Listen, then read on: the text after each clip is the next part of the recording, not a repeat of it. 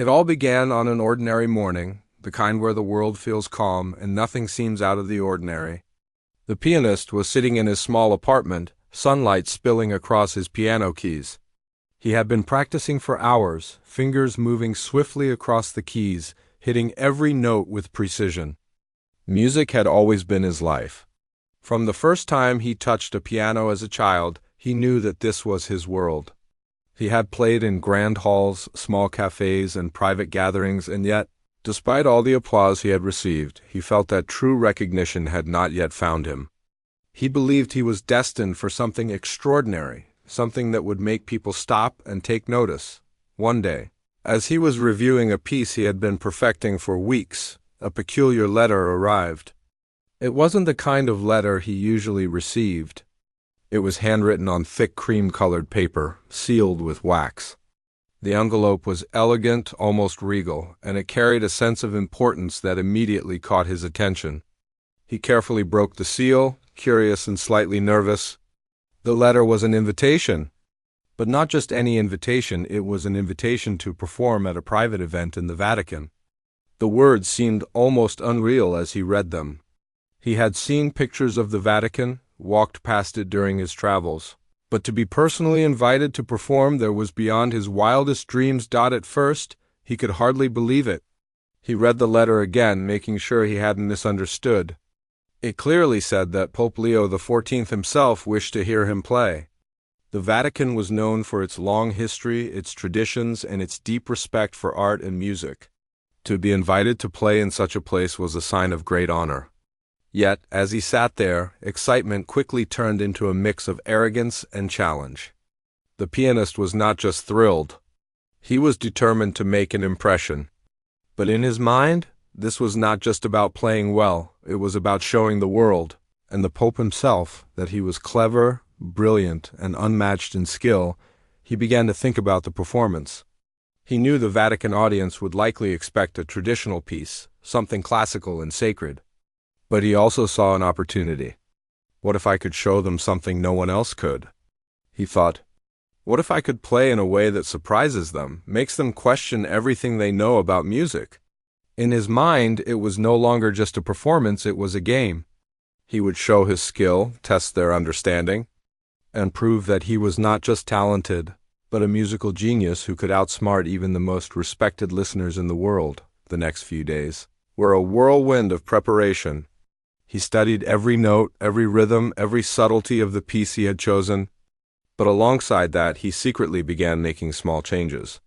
These changes were clever tricks, hidden within the music, that he thought only someone as skilled as him would notice. He imagined the Pope and the other attendees sitting in silence, trying to understand the music, only to be subtly misled by his alterations. The thought made him smile. He felt a rush of confidence, imagining the astonishment on their faces when they realized he had outsmarted them. As the day of the performance approached, he packed his things carefully. His piano, which he traveled with, was meticulously tuned. Every detail mattered to him, from the placement of the sheet music to the lighting on the stage. He wanted everything to appear perfect, calm, and composed. To the world, he would be respectful, humble, and polite. But inside, he was alive with excitement, fueled by the secret plan he carried in his mind upon arriving at the Vatican. The pianist was struck by the grandeur of the place. The halls were vast, filled with artwork, sculptures, and decorations that spoke of centuries of history and devotion. The air smelled faintly of incense, adding a sense of reverence to the space. Despite his secret plan, a part of him could not help but feel awe. This was a place of deep significance, a place where history and faith met art, but that awe quickly gave way to determination.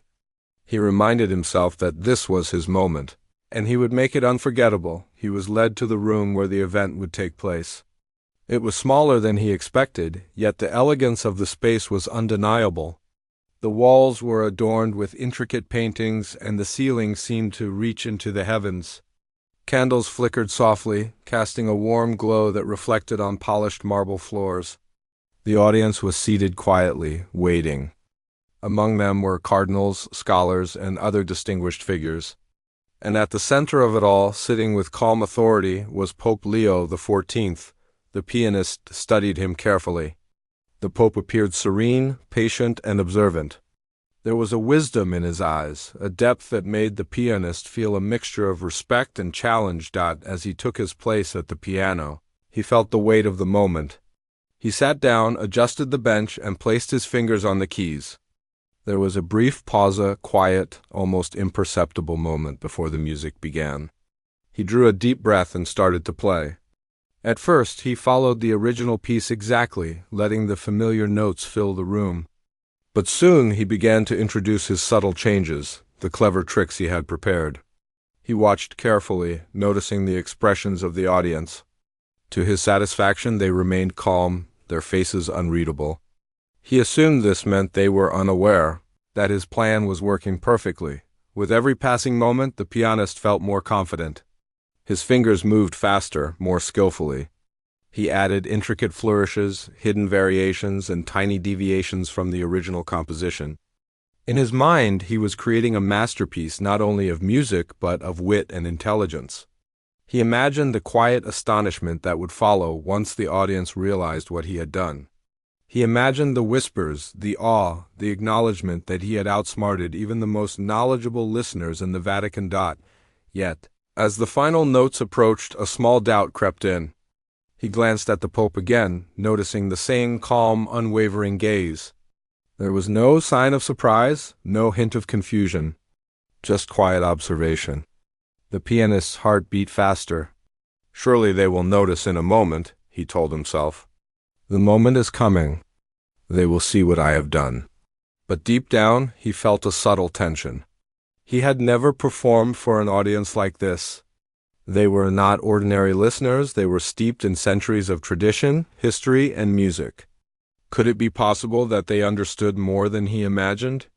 For now, the moment had not yet arrived. The music continued, filling the room with a mixture of familiar beauty and his secret alterations. The pianist leaned into the performance, focusing entirely on his playing. He felt alive, powerful, and in control. He believed that in just a few seconds the audience would be amazed not by the beauty of the music alone, but by his cleverness, his skill, his ability to manipulate the piece in a way no one else could. This was his triumph, he thought. This was the moment he had been waiting for his entire life, and so, the first part of his story ended not with applause, not with recognition, but with anticipation. The pianist believed he had the upper hand. He believed he was about to make history. But in the quiet, candlelit hall of the Vatican, nothing is ever as simple as it seems. And sometimes the greatest lessons are waiting silently, just a moment away. The pianist had always believed in his skill. Every performance he gave was a testament to his talent, precision, and creativity. But today was different. Today he was playing not for ordinary music lovers or critics, but for an audience steeped in centuries of tradition. He thought of this as a game, a chance to test their understanding while showing off his cleverness. The moment he began, he felt a thrill, a sense that he was in control, that the music was his to shape and bend. At first, everything went according to his plan. His fingers danced across the keys with flawless accuracy, producing notes that were beautiful and familiar. The audience sat silently, their expressions calm, giving nothing away. To the pianist, their stillness seemed like proof of their ignorance. They don't see it, he thought with a quiet smile. They have no idea what I am doing. They think this is ordinary music. He started adding subtle changes, small tricks hidden within the composition. Notes were slightly altered, rhythms shifted in ways that only someone paying very close attention would notice. Each variation was meant to test the audience's understanding and to show his cleverness. He imagined the surprise on their faces when they realized what he had done. To him, this was not just music, it was a puzzle, a demonstration of skill, and a way to outsmart the people in the room. The room was quiet except for the sound of the piano. The notes filled the space, moving like a gentle river, but beneath the surface, there were currents of mischief. The pianist watched carefully, scanning the audience for any sign that his tricks had been noticed. He thought he saw a slight raise of an eyebrow, a subtle glance exchanged between two of the attendees. He took it as confirmation of his brilliance. They are trying to figure it out, he thought. They are impressed. They are noticing, slowly. He continued, adding more complex changes. Fast passages that required precise timing, unusual chord progressions, and hidden flourishes that made the original composition almost unrecognizable to the casual listener. Each adjustment gave him a thrill. He felt powerful, as if he were not only performing music but bending reality itself, showing that he was cleverer than anyone in the room. He leaned into his own arrogance, convinced that the Vatican had never seen anything like this before, but as he played, he began to notice something he had not expected. The audience remained completely calm. Not a single expression betrayed confusion, surprise, or even curiosity. The Pope, sitting in the center, remained serene, his eyes quietly following each note. There was no sign of astonishment, no subtle acknowledgement of the hidden changes. The pianist paused for a brief moment in his mind, wondering if perhaps he had miscalculated, but he quickly dismissed the thought. No, he said to himself. They are just taking their time. They will notice soon. They are thinking, calculating, understanding slowly. My plan is working. Encouraged by this belief, he began to play faster, pushing the complexity of the piece even further. His fingers moved with incredible agility, performing passages that many pianists would struggle to play cleanly. He added intricate runs and delicate trills, all designed to show off his skill while subtly bending the music. He imagined the audience leaning forward in surprise, realizing that something extraordinary was happening. In his mind, he was a masterful trickster. Carefully controlling every reaction without revealing his plan, time seemed to stretch as he played. Each note felt like it carried the weight of history, yet he was bending that history to his own purpose. He thought of the composers who had created the original piece, imagining them smiling in approval of his technical skill while remaining unaware of the alterations he had introduced. The pianist felt a mixture of excitement and superiority. This was not just a performance. It was a challenge, and he believed he was winning. The Pope's calm demeanor, however, began to nag at the edges of his mind. There was something in the way he watched, something in the quiet authority of his presence that made the pianist slightly uneasy. The Pope's gaze was steady, unwavering, and almost knowing. The pianist tried to interpret it as curiosity or contemplation, but a small part of him wondered if perhaps he was being underestimated rather than admired. He pushed the thought away, telling himself that no one could match his cleverness. As the music continued, the pianist felt a strange mixture of fear and exhilaration. Every note he played was calculated, every change deliberate, yet there was a tension building inside him that he could not ignore. The audience's silence, once a source of confidence, now carried a subtle weight. He had expected some reaction gasps, murmurs, nods of recognition, but there was nothing. The quiet was profound, almost sacred, and it made him feel the magnitude of the moment. Despite this, he pressed on. He played faster, more aggressively, adding even more hidden variations. The room seemed to shrink around him as the music swelled, the sound echoing off the walls, filling every corner of the hall. He imagined the astonishment that would come, imagining the audience whispering to each other, trying to understand what he had done.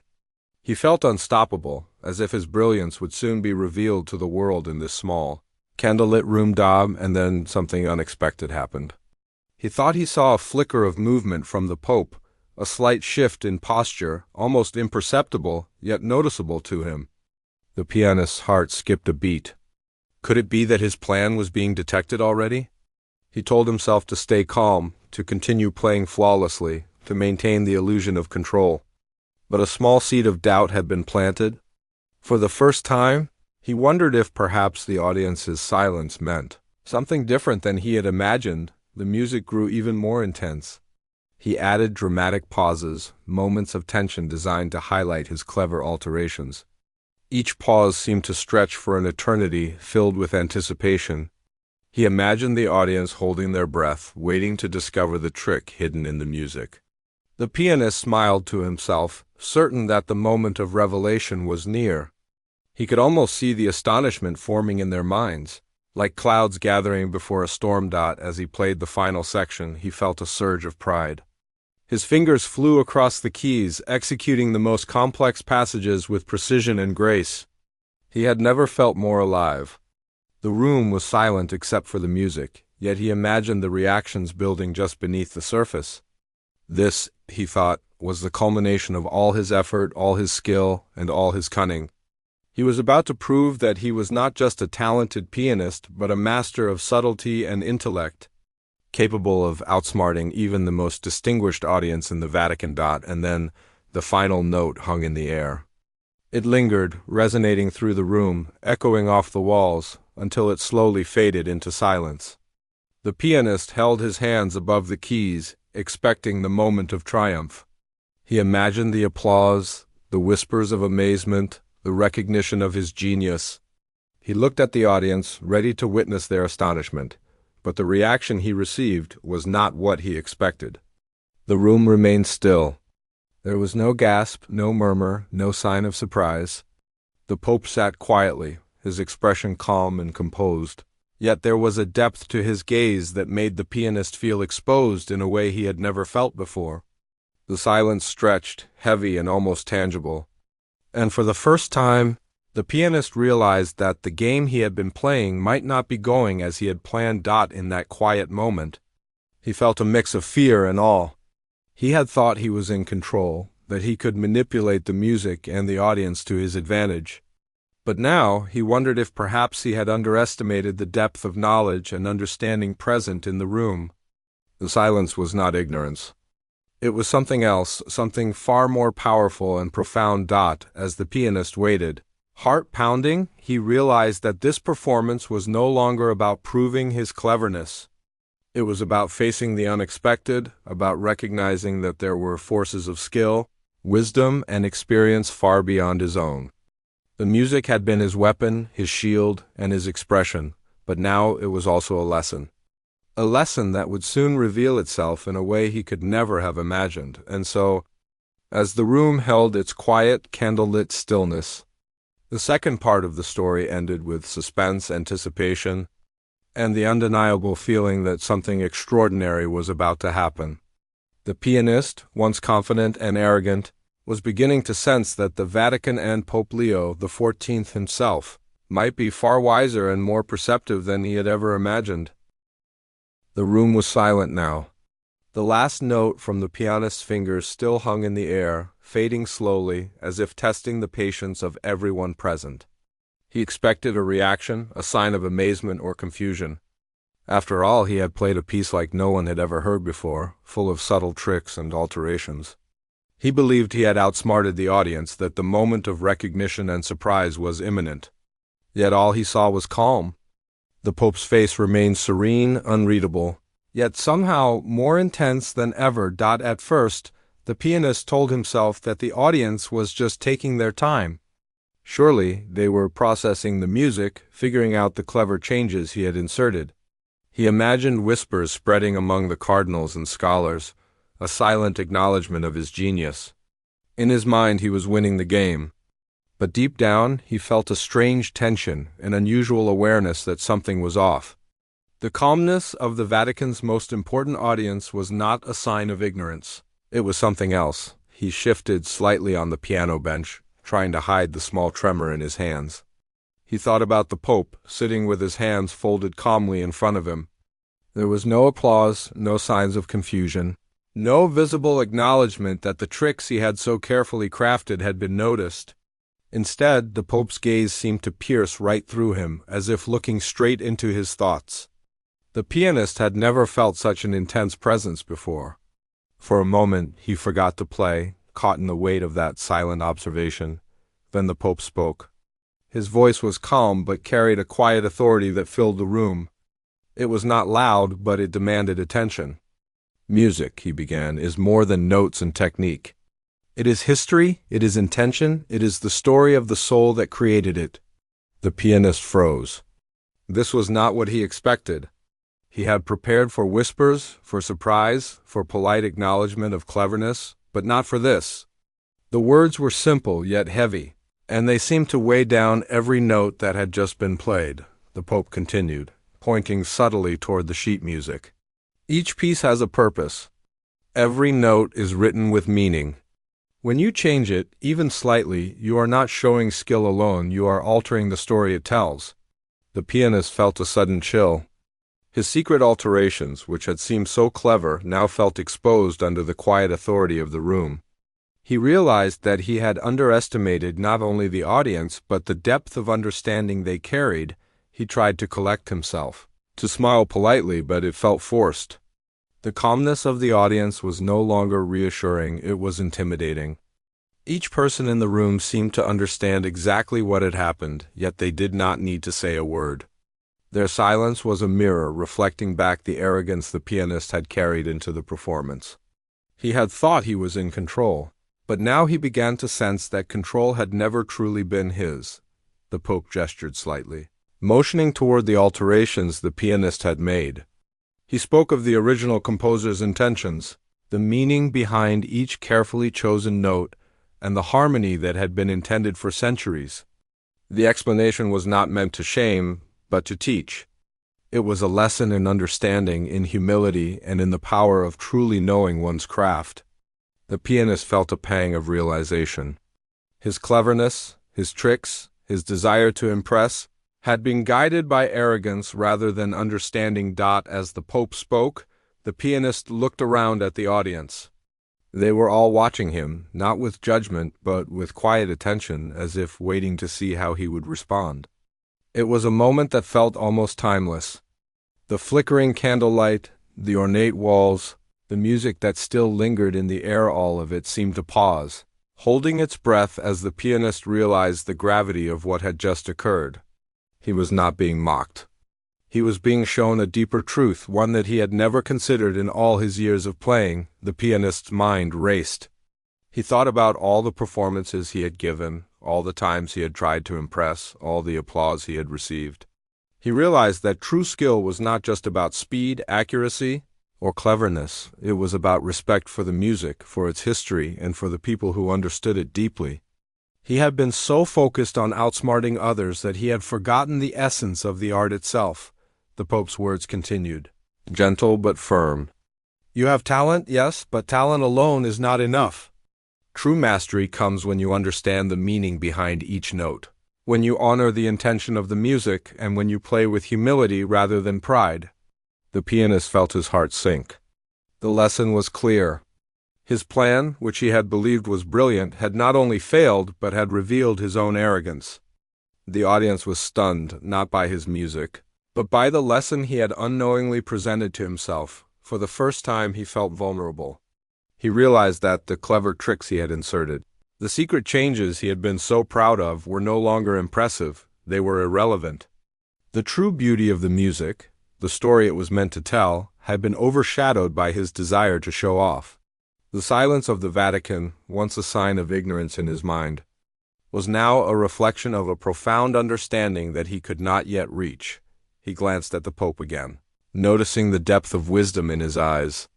The man did not need to raise his voice or gesture dramatically. The presence alone carried authority and understanding. The pianist felt both awe and a little fear. He had thought he could outsmart this audience, but he now understood that true skill could not be measured by cleverness alone. The audience had been testing him, not with tricks or traps, but with patience and insight. And he had failed that test. Slowly, the room seemed to exhale. The Pope's words, the quiet observation of the audience, and the lingering notes of the music combined into a powerful moment of realization. The pianist understood, perhaps for the first time, that humility and respect were as important as skill. He had been so focused on proving his cleverness that he had forgotten to honor the very art that had brought him to this place. The weight of the lesson settled on him. It was not shame, not embarrassment, but a deep awareness of his own limitations. He had been given a gift, a chance to see the truth about himself and his approach to music. The audience remained silent, allowing him to absorb the lesson without judgment. The Pope's calm presence conveyed understanding and patience, showing that true wisdom did not need to humiliate, only to guide. As he sat at the piano, the pianist felt a strange mixture of relief and regret. Relief because he had not been ridiculed, and regret because he realized how much he had misunderstood about the music and about himself. The room was no longer just a place of performance, it had become a place of learning, reflection, and quiet revelation. He could feel the weight of history, tradition, and the depth of human understanding all around him, pressing gently but firmly into his consciousness. The realization was profound. He had come to the Vatican thinking he could impress and outsmart, but instead, he had been shown a deeper truth.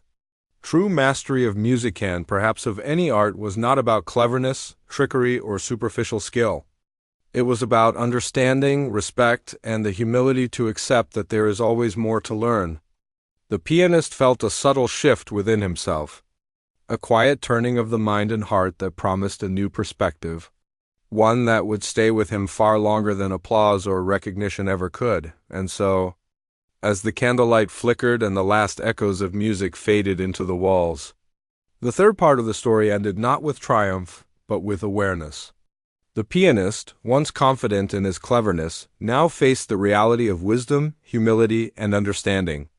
The Vatican, in its quiet, steady presence, had revealed a truth far more powerful than any performance could convey, that true greatness is measured not by how well one can deceive or impress, but by the depth of insight, respect, and humility one brings to every note, every action, and every moment.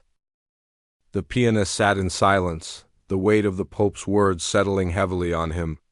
The music had ended, and yet the room felt fuller than it had before, as if the very air carried the lessons of centuries. He had thought he was the one in control, the clever mind who could impress and outsmart, but he now understood that he had been playing a different game altogether, one he hadn't even known existed. The audience had not been reacting because they were confused or unaware. They had been watching, listening, and understanding at a level he could barely imagine. For a few moments there was complete quiet.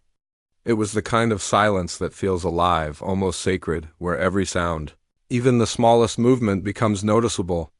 The pianist could hear the soft rustle of clothing, the faint shuffle of a hand on a bench, and even the distant echo of his own heartbeat.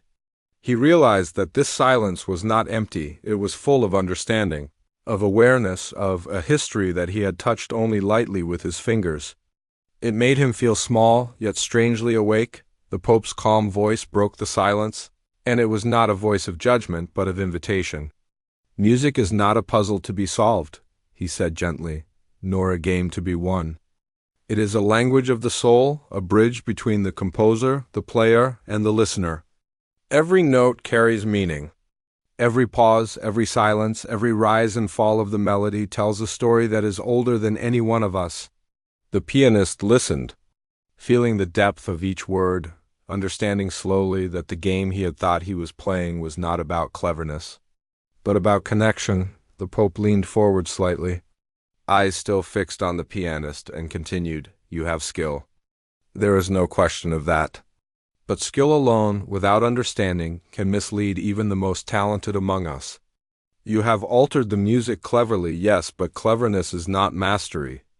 Mastery comes when you understand the intention behind each note. When you honor the story that was given to you, and when you play not for yourself, but for those who listen with their hearts." The pianist's chest tightened. He thought of every performance he had given, every audience he had tried to impress, every moment where he had relied on skill alone. He realized that in his desire to show cleverness, he had often forgotten the true essence of music. The Pope's words were not an accusation, they were a revelation. They showed him that there was a depth to music, to art, and to human understanding that he had barely begun to touch. Around the room, the other attendees shifted slightly, as if echoing the lesson in their own silent way. Scholars, musicians, and clergy, all steeped in centuries of tradition, were watching not just the pianist, but the unfolding of a moment that carried more than performance, it carried understanding. The pianist felt the presence of knowledge all around him, and for the first time he understood that this was the true power of the Vatican. It was not wealth or authority that defined it, but the quiet, steady preservation of knowledge, wisdom and insight passed down through generations. The Pope's voice softened, as if sensing the pianist's internal struggle. "You have talent, yes, but talent must be guided by humility. pride can blind even the most brilliant mind. Understanding, respect, and patience are the tools that transform skill into wisdom. You have been given a rare opportunity here. Do not waste it by thinking only of yourself. Play with your heart, with intention, and with the knowledge that the music carries more than notes, it carries meaning. The pianist's hands hovered over the keys. He felt a strange mix of fear, awe, and gratitude. He had come thinking he could impress, outsmart, and show his brilliance. Instead, he was being taught a lesson that reached far beyond the piano. It was a lesson about humility, about respect, about the power of understanding that is deeper than technique or cleverness. He realized in that moment that the audience was not there to judge him, but to guide him, to show him what he had yet to learn. As he looked at the Pope, he noticed the patience in his eyes, a calmness that spoke of years of wisdom. The Pope did not need to shout, to gesture dramatically, or to criticize. His presence alone was enough to convey the lesson. The pianist felt a shift inside him, a quiet turning of perspective that made the world feel different. He began to understand that true greatness was not measured by applause, by clever tricks, or by recognition, but by the depth of understanding and the humility to accept the lessons life, and in this case music, offered. Slowly, the pianist placed his fingers back on the keys. This time he did not play with the intent to impress or deceive. He played with intention, with respect, and with awareness. The notes flowed gently, carefully, and thoughtfully, honoring the original composition. He felt the history in the music, the story that had been carried for centuries, and he allowed himself to become part of it rather than trying to control it. Each note felt heavier, more meaningful, yet lighter in a strange way. Because it was no longer burdened with ego, the Pope listened silently, as did the rest of the audience. There were no murmurs, no hints of judgment, only the quiet presence of understanding. And in that quiet, the pianist felt something shift inside him, a realization that he had been playing not for the applause, but for connection, for truth, for the story that the music carried. It was a revelation that touched not only his skill, but his heart. Minutes passed, and the pianist continued to play. He was no longer performing a clever trick. He was listening, responding, and allowing the music to guide him. He noticed subtle changes in the sound of the room, the way the audience's attention seemed to rise and fall with the melody, the way the Pope's calm gaze encouraged him without words. He realized that the lesson was not finished, that he was only beginning to understand the depth of the wisdom in the room. The Pope spoke again, softly, almost as if to himself, yet loud enough for the pianist to hear. Every gift given is also a responsibility. Talent is a gift. Wisdom is a responsibility. You have been given both, and it is your choice how to use them.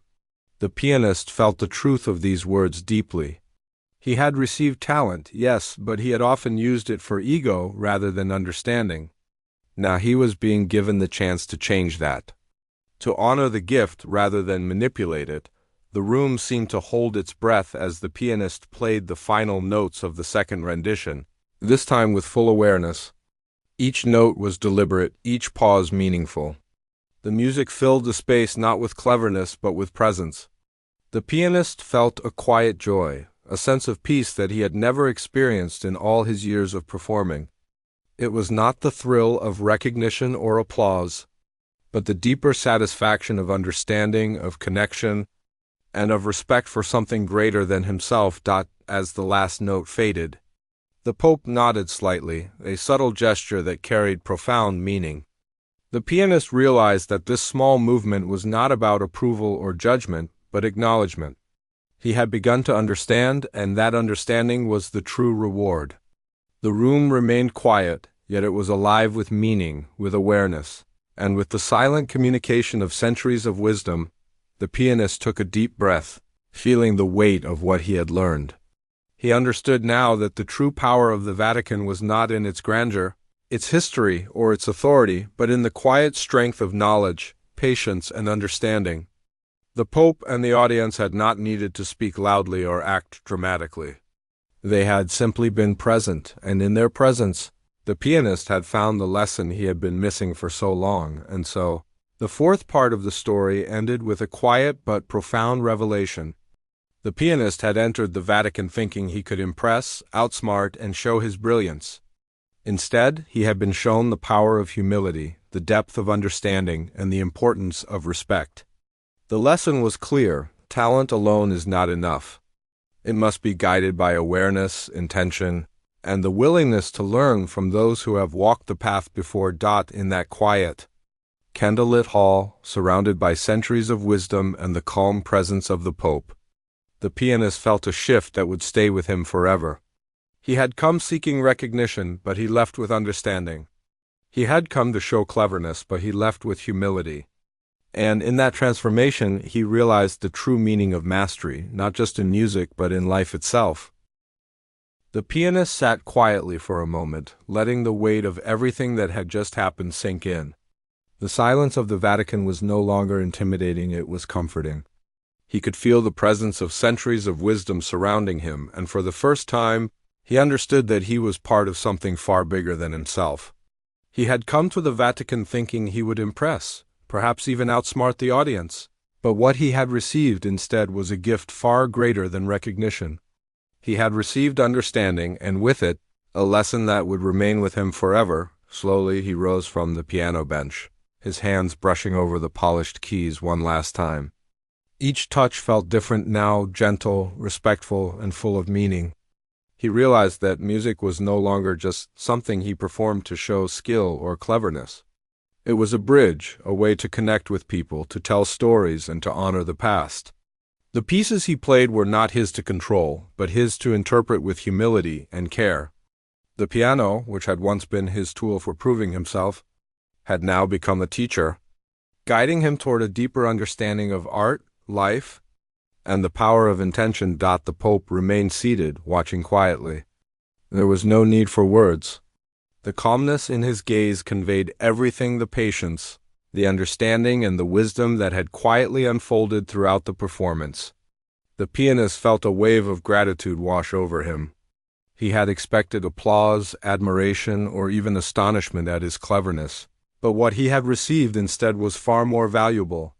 He had received a chance to see himself clearly, to understand where his pride had blinded him, and to begin the journey toward true mastery. As he prepared to leave the piano, the Pope finally spoke again. His voice was gentle, almost like a teacher speaking to a student, yet it carried the weight of centuries of knowledge. "Talent is a gift," he said. "It is a light that can shine brightly, but only if it is guided by understanding and humility. You have been given this gift. How you use it will define not just your music, but who you are as a person." The pianist nodded slowly, feeling the truth of the words resonate deeply within him. He thought of all the performances he had given, all the times he had relied solely on skill and cleverness, and he realized that he had often missed the heart of music. He had been so focused on impressing others that he had forgotten to honor the art itself. Now he understood that true greatness was not measured by applause or recognition, but by the depth of respect, understanding, and sincerity brought to every note. The audience remained quiet, yet their presence spoke volumes. The scholars, the clergy, and the musicians who had been watching all along seemed to embody the same lesson the Pope had shared. They had not needed to criticize or correct. Their quiet understanding had been enough. The pianist felt humbled, recognizing that this room, this audience, and this moment were part of a larger story, a story of dedication, patience, and the careful preservation of knowledge and art. As he turned to leave, the pianist felt a subtle shift within himself.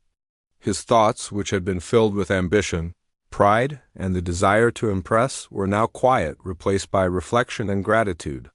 He realized that the journey of learning was far more important than any moment of cleverness. Every note he played from this day forward would carry the memory of this lesson, the presence of the Vatican, and the wisdom of the Pope. Walking through the grand halls of the Vatican, the pianist reflected on what he had learned. He remembered the initial excitement of receiving the invitation, the thrill of planning his clever alterations, and the confidence he had felt as he played. All of those feelings had been transformed into a deeper awareness. He understood now that skill without humility was fragile, that cleverness without understanding was hollow, and that true mastery required patience, respect, and the willingness to learn from those who had come before. He paused for a moment in one of the ornate corridors, looking at the artwork on the walls and the ancient manuscripts displayed in the cases. Each piece seemed to whisper its own story, carrying messages from generations past. He realized that the Vatican was more than a place, it was a living library of human achievement, a guardian of knowledge and a reminder that greatness was never achieved alone. It was built on the efforts, wisdom, and dedication of countless people over centuries, and it was his responsibility as a musician to honor that legacy. The pianist also reflected on the Pope himself. He had expected someone who would be impressed by technique or cleverness, but he had been met instead with wisdom, patience, and insight. The Pope had seen through his ego and guided him toward understanding without harsh words or judgment. This was a lesson in leadership, in humility, and in the quiet power of knowledge. The pianist realized that greatness could inspire without boasting, teach without anger, and guide without criticism. As he reached the exit of the Vatican, the pianist felt a sense of calm that he had never experienced before. The bright sunlight outside seemed different now, warmer and more welcoming. The world felt bigger, yet more intimate, as if he could see the connections between people, history, and art more clearly than ever. He knew that he would carry this experience with him for the rest of his life. Not as a story to boast about, but as a lesson to live by. In the following days, the pianist found himself reflecting constantly on the performance and the Pope's words. Every practice session became an opportunity to explore music with intention, to understand the meaning behind each note, and to approach his art with humility. He began to notice subtleties he had never appreciated before: the silence between notes, the emotion behind a chord, the story woven through a melody. Music was no longer just a performance. It was a dialogue, a journey, and a lesson in itself. The experience also changed the way he viewed audiences. He no longer played to impress, to show skill, or to outsmart anyone. Instead, he played to connect, to communicate, and to honor the space he occupied with his music. He realized that true artistry required not just talent, but awareness, empathy, and respect for both the music and the listener. Each performance became an opportunity to learn, to grow, and to share something meaningful. Rather than a stage for ego or competition, the pianist also reflected on his own life. He realized that this lesson went far beyond music. It applied to every action, every decision, and every relationship. Arrogance, pride, and the desire to outsmart others could blind him to the truth, while humility, patience, and the willingness to learn could reveal insights he had never imagined. He began to see the value of guidance, the importance of mentors, and the need to listen carefully before acting. The Vatican had not only taught him about music, it had taught him about life itself. Over time, the story of that day became something he carried quietly within him. He did not tell it for fame or recognition. It was a private treasure, a reminder of the moment when he had been humbled, guided, and inspired all at once. Every time he sat at the piano, he remembered the stillness of the Vatican, the calm presence of the Pope, and the lesson that greatness is measured not by skill alone, but by wisdom, humility, and the intention behind every action. Years later, when he performed in grand concert halls around the world, the memory of the Vatican remained with him. Even in front of thousands of listeners, he approached the music with the same care, respect, and awareness he had learned in that quiet room. The applause and recognition no longer mattered as much as the connection he could create through his playing. Each note became a reflection of the lesson he had received, and each performance became an opportunity to honor the gift of music and the wisdom of those who had guided him. The pianist often thought back to that day and smiled quietly. He had entered the Vatican thinking he could impress and outsmart, but he had left changed, humbled, and inspired. The experience had taught him that true mastery was not a matter of showing cleverness, but of understanding, respecting, and connecting with the essence of the art itself. It had shown him that the most powerful lessons often come quietly, through observation, reflection, and guidance, rather than through applause or recognition. And so, The story ended not with triumph or glory, but with transformation. The pianist had come seeking acknowledgement and cleverness, but he had received wisdom, humility, and a deeper understanding of music, life, and himself. The Vatican had remained silent, yet its presence had spoken volumes. The Pope had not needed to raise his voice or show surprise. His calm authority had been enough to reveal the truth. In the end, the pianist realized that every moment, every note, and every performance carried meaning far beyond what he could see. The lesson of that day remained with him, guiding him through his music, his choices, and his life. He had learned that true greatness is not measured by recognition, cleverness, or applause, but by understanding, humility, and the intention to honor every note, every story, and every connection that comes his way.